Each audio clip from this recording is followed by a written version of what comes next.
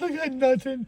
I go out and buy food for the dogs. It costs $100. It's But I true, can't buy. Hala! Han, seriously? You're gonna backing with the garage door. You want the brush here?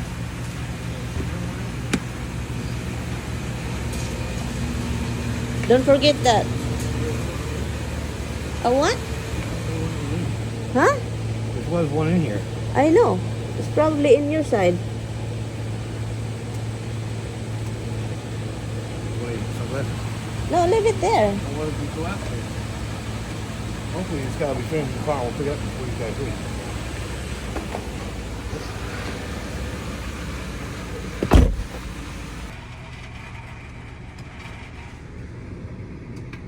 What happened?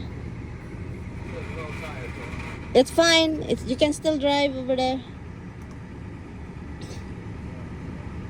It's fine.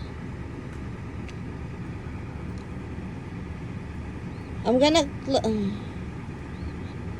Sinabihan ko si Tami na dalhin itong sasakyan sa mekaniko kasi yung nag-drive ako nito ang ingay, sobrang ingay talaga, natakot ako mga love. So kaya sabi ko, dalhin mo na doon kasi ayaw ko itong i-drive kasi takot ako. So ngayon sinusundan ko siya pero nawala, siya yung nauna.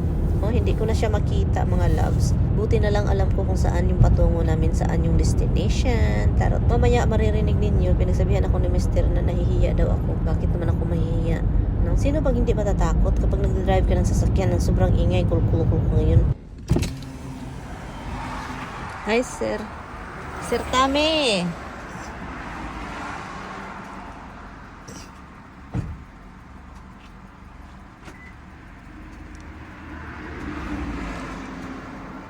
Eh.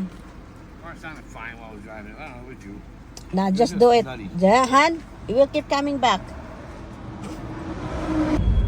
4 o'clock in the morning this morning? No, tomorrow morning. Tomorrow morning? And how about tonight? There's no like... Huh? All right. No rain. Going to do that. Yeah, because or else I have to water when I get home. That means I don't know if I can cook. Oh, 4. It's traffic here, 9, love. 10, I don't know if I can cook because I'm going to... So, later on, I'm going to cut the grass in the back. The back.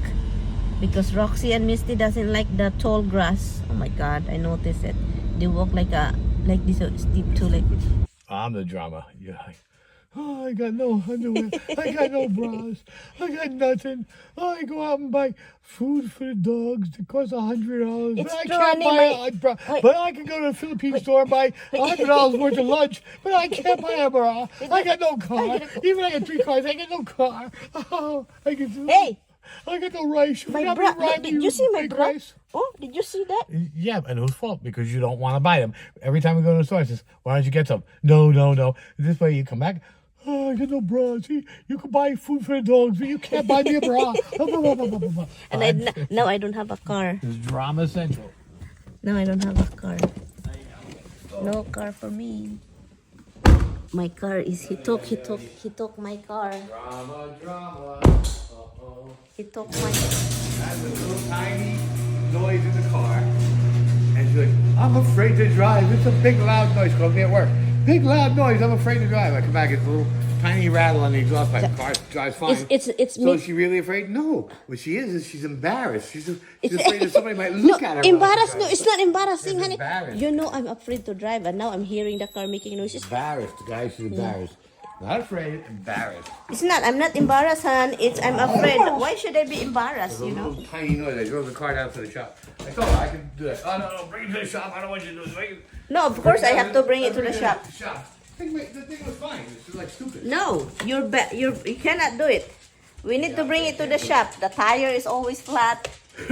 You're so drama, hon. You took my car. You took my white car, and now you don't wanna. Look, this is what I cannot buy bra because look, oh.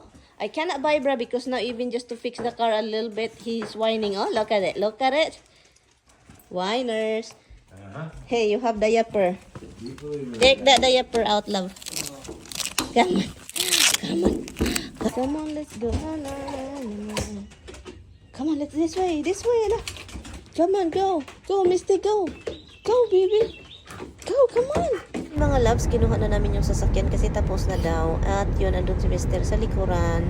Alas 3 ng hapon mga loves. So ngayon, plano po akong aalis. At of course, hindi kasama si Mr. no? Sinabihan ko siya na hindi na ako dito mag-dinner kasi mag-dinner kami sa labas. Okay naman sa kanya, wala din problema. Wala magunay libog akong bana, kay libog naman daan. Naobserbahan ba ninyo na gustong gusto ko yung mga ganito, yung mga stripes na mga damit, o diba? Yun yung paborito ko mga loves. Sa inyong lahat na umabot dito sa huli ng ating video, salamat po sa inyong panonood. At sana magkita-kits pa rin tayo hanggang sa mga susunod natin na vlog. Ingat po kayong lahat dyan. Bye mga loves. Hello mga loves. Ngayon nagtataka po talaga ako kung anong ginagawa ni Mr. So ngayon pagkatapos niya, tinanong ko siya kung bakit nagka-cut siya na tapos naman kami nag-cut, no? Inayos lang pala niya yung lawnmower at meron siyang ginawa. Pagsabi niya, andito si Mr. sa likuran ko ngayon, nagtataka kung bakit nagsasalita ako. She's turning her back on me. I was a little bit confused as to what she's up to. O diba, naki-voice over din si Mr. Anyway mga love, sinabihan niya ako na ako yung magtatakbo-takbo ng ating machine kasi kailangan daw itakbo ng ilang minuto para naman maging okay kasi meron siyang nilagay na oil mix sa gas. So yun siya. At habang tayo dito, kain lang tayo dito ng prutas habang nagpaandar ng ating machine kasi po para naman maging okay. Sinichange din lang pala niya yung filter nito. At meron din ako dito nakita yung ating fence munti ka ng matumba. So sabi ko sa kanya, ayusin mo nga. Ikaw ata yung sumira niyan eh. Kasi kanina siya yung naglalaro nito machine. Nasagasaan ata niya o natamaan. Habang nagdadrive po tayo mga loves, no, kakain po tayo ng mga prutas. Tikman natin kung ready na ba. Pero meron dito yung iba ready. Yung parang mga ilang weeks na lang ready na siya. At nakikita ko ang sarap ng mga guys sa ilalim ng puno. Ang saya kasi po hindi siya mainit. Dito, kumuha ko kanina dahil sa kainin natin. Yung mukha guys, parang talaga ako ditong unggoy. Ayaw ko sana mag-drive nito mga loves, pero sinabihan niya ako na ako daw yung mag-drive. At sabi ko, bakit naman ida-drive yan? Kailangan pa ba yan? So parang siya, nagalit. So kaya yun. Ako yung nag-drive at napatingin-tingin na lang ako kung tinitignan niya ako kasi kinuha ko yung yawi. Bago siya magalit, ako na yung nag-drive kasi sinabihan na ako na parang napagod na ata siya sa kakadrive na walang rason. Apparently she wants to drive, but she's not moving much. She's just stopping and picking and eating the fruits. Gusto pa talagang sumali, makipag-voice over itong asawa ko, So sabi ko, meron ako ditong nakitang prutas na malaki-laki na, parang okay na siya. So ngayon, sabi ko, puntahan na natin, atras abante muna tayo dito. So nakatingin ako dito sa gilid kasi ang daming snake ngayon lumalabas, guys. So sabi ko, tignan nga natin baka may tumalo na dito, ahas. Tara mga loves, kunin na natin yung nakita kong prutas. So iniisip ko abot pa abot kaya ito na ang shirt ko plus nakaupo pa ako dito. So buti na lang itong isang kamay ko may extra inches. Yun, ito siya. Malaki-laki na yung isa, 'di ba? Kinukuha ko siya. Sabi ko parang ready na ito.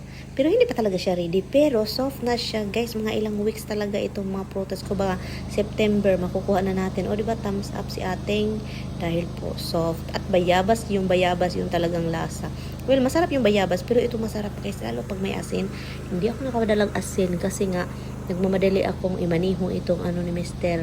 lawnmower niya. So ang sabi niya sa akin, kailangan ko daw i-drive ito para yung gas daw magpunta sa kung asan mapunta. So ngayon, nagtitingin-tingin ako sa kanya, hindi pa siya lumalabas at hinahanap ako. Hindi pa ako hinahanap. So sabi ko, magtambay muna tayo dito at kakain. So yun, nag-move na naman ako. Nagpunta ako na humarap ako doon sa kalibunan. O, di ba may kalibunan dito yung nakaharap ako dito. At saka hinarap ko talaga yung ang daming puno kasi ayaw kong makagat ng snake kasi guys paminsan talaga sila guys lumalabas lang ng walang paalam, charot. At promise ko sa inyo, ang dami ko dito nakikita dito na side. Diyan ako mahilig magtapon ng mga nakakat kong mga damo, mga kahoy.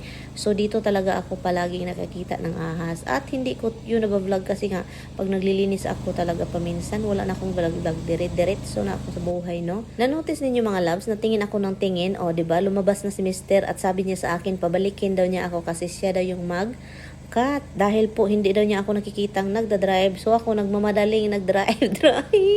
At yung pagkain natin nasa bibig lang, 'di ba? At habang nakatingin ako doon sa kanya kasi naghihintay na pabalikin ako kasi nagtambay-tambay lang daw ako doon. Hindi man siya galit, guys. Parang gusto lang talaga niya maging okay ang machine para next week ready na gamitin ulit. So sabi niya balik ako doon. Sabi ko ako na yung dito, ako na, o 'di ba? Sabi ko ako na, andun siya, nakatingin. And then bumalik siya, wala siyang magawa kasi matigas din yung ulo ko. Patigasan talaga kaming dalawa. Ayun, may pinupulot si Mister. Iwan ko parang may papel atang lumipad galing sa kapitbahay, no? So kaya yun, palagi talaga yung kapitbahay namin. May mga papel silang lumilipad, paminsan mga sulat nila pumunta dito, yung mga kinakain nilang chicherya napunta dito.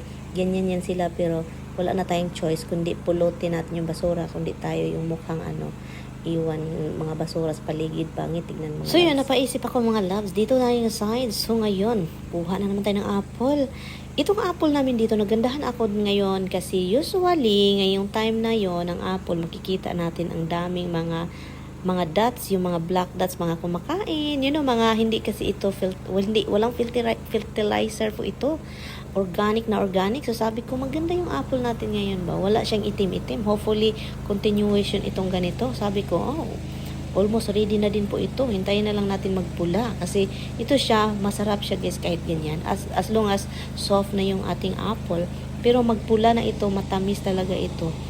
Yon yung ating apple dyan. At nag-stop ako dito kasi wala si Mister. So, napalingon-lingon din ako doon kasi baka tumingin, baka nagpunta sa harap. Kunin yung machine. Ayaw kong maglaro-laro siya ng machine kasi yung likod niya talaga. At anyway, so dito ako napatingin-tingin sa kahoy kasi dito po tayo, yung last ninyo nakitang vlog, dito tayo kikita ng machine. Nakakita ng sawah, di ba? So yan, sabi ko sa sarili ko, iuwi ko na ito kasi napagod na ako. Sobrang init mga loves, as in talaga yung skin ko dito, sunog na. At kailangan ko nang iuwi ito kasi nakakapagod ganito, yung parang nagdadrive ka lang ba. Kapitbahay namin na babae, nakatingin, nagtataka. I'm sure nagtataka yun, bakit kami nag-lawnmower, nakatapos lang namin nag-cut ng damo. Anyway, salamat po sa inyong mga love. Dito lang muna tayo, no? Ibalik ko lang itong ating lawnmower. Yun lang yung ating vlog. Thank you.